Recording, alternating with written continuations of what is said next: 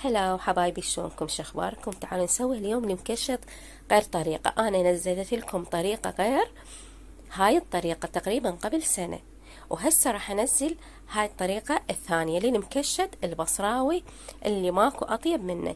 هنا أنا السمك خليته أنا بالماي، بديت أسلقه وخليت عليه ورق الغار وهيل وقليل من القرنفل، طبعا ما مطحون، وعوفه مدة 10 دقائق ربع ساعة لهو مستوي.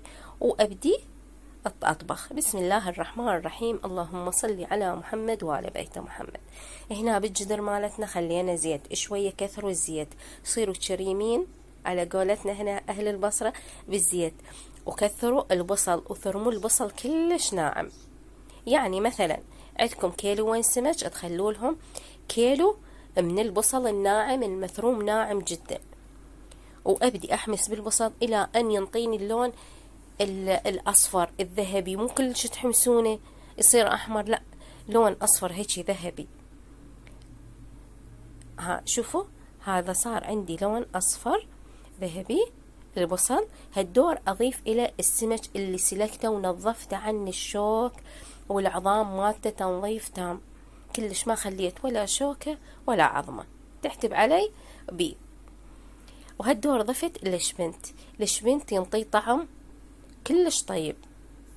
وضفت عليه البهارات اللي هي الكزبرة والكمون والفلفل الأسود ولومي بصرة وبهارات السمك. وطبعا إذا ما متوفر عندكم بهارات سمك عادي خلوا بهارات المرقة، هاي البهارات العادية، والكمون. وطبعا حبايبي أهم شي شنو تكثرون الكزبرة المطحونة وياه، كل ما تكثرون الكزبرة المطحونة واللوم بصرة، هاي شي أساسي بي. وهسه بعد ما قلبته كم تقليبه وخليته على نار هادئة لمدة ربع ساعة، اجيت قلبه ما أوصف لكم الريحة دمار دمار. وهسه بعد ما قلبته هماتين عوفة ربع ساعة واروح اطبخ التمن مالتي.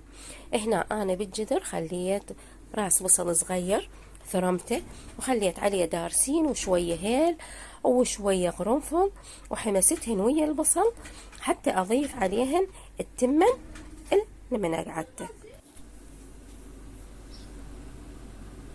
وهسه حبايبي نضيف عليه التمن مالتنا، طبعا قاسلينه منقعينه قبل 10 دقائق. واضيف الى الكركم، طبعا هنا ما بين الي اضيف الكركم. وهسه خليته على نار هادئة واستوى غدانه. شوفوا ما شاء الله تبارك الرحمن. وطبعا حضرت هاي الحبشكلات ويا الغدا، وإن شاء الله تجربونه ويعجبكم، وألف ألف عافية مقدما لكم. هسه حبايبي أترككم في أمان الله، إلى اللقاء فيديو جديد.